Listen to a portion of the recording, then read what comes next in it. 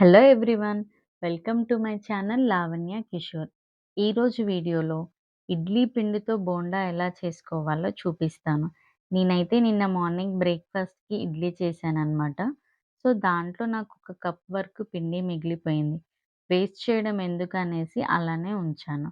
First అయితే ఇందులోకి ఒక 1 ½ కప్ వరకు మైదా పిండి యాడ్ చేసుకొని, దాంట్లోనే అరకప్పు పెరుగు యాడ్ చేసి పిండి ఉండలు లేకుండా కలుపుకోవాలి.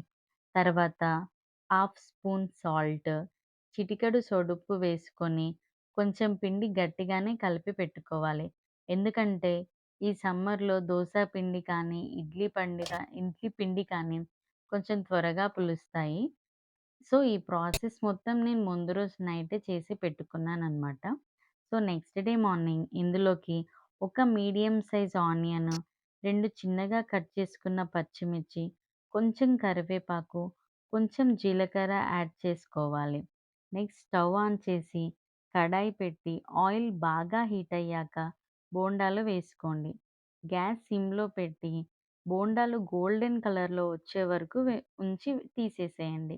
అంతే, ఇడ్లీ పిండితో బోండాలు రెడీ. చాలా సాఫ్ట్ అండ్ ఫ్లఫీగా వస్తాయి. నార్మల్ మైదాతో ఎలా చేస్తామో అలానే వస్తాయి. సో, మీరు కూడా ఇంట్లో ఒకసారి ట్రై చేయండి.